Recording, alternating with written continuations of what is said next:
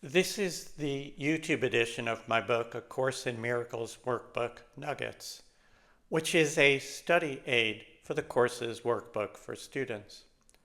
I'll begin by reading my book's commentary on today's lesson over a visual of the book's text.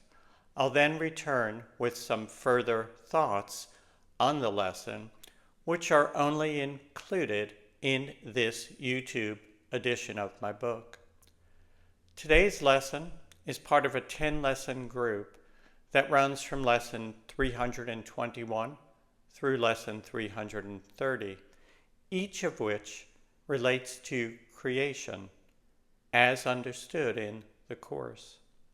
I'll be repeating this same introduction for each of lessons 321 through 330, so you can skip past this introduction in the future if you like.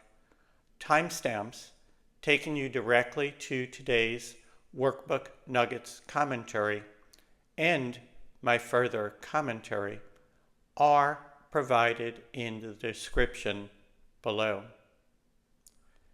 In the course, creation is not the physical world or universe.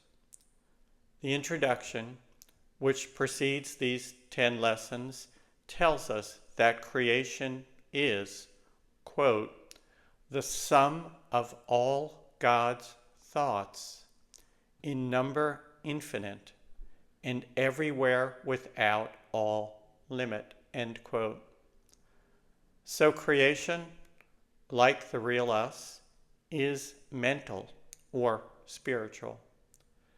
And the introduction adds that as thoughts in the mind of God, we indeed are creation. We, the sons and daughters of God, together as the one self, are creation, forever adding to love by its extension. Today's lesson from my book and my further thoughts, which are only contained in this YouTube edition of the book, follow. A link to the book on Amazon.com is provided below. Lesson number 330, November 26th. I will not hurt myself again today. Once again, we have a lesson which contains sentences that, if fully understood and accepted, would immediately restore to us our awareness of our true nature, ourself. One such sentence is, quote, the mind that is made willing to accept God's gifts has been restored to spirit and extends its freedom and its joy, as is the will of God united with its own, end quote. Making us willing to accept God's gifts is a central purpose of the workbook. In our everyday consciousness, we think of ourselves as separate bodies and personalities, destined for some pleasures, but mostly for pain, suffering, and death. The course text tells us that we are mistaken. The course workbook teaches us to be willing to accept the possibility that the text is correct. It does so by removing our resistance and blocks to course teaching one by one. The workbook helps us to see and experience a better way. The title of today's lesson is I Will Not Hurt Myself Again Today. This simply means that we resolve to remember and acknowledge who and what we are in truth. If you just go on with your usual and ordinary consciousness and conception of yourself as a body and ego, you will hurt yourself. You must.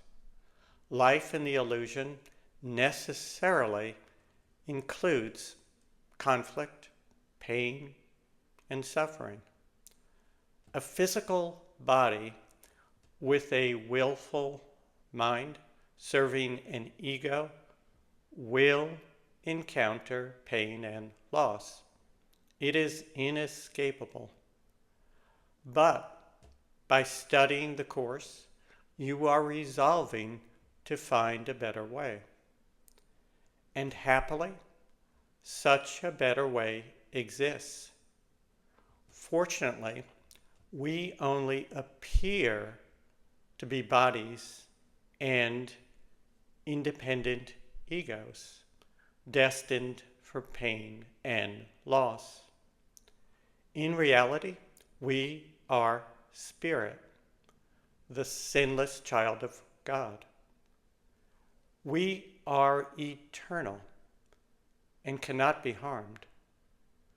So, as the lesson title encourages us, refuse to hurt yourself.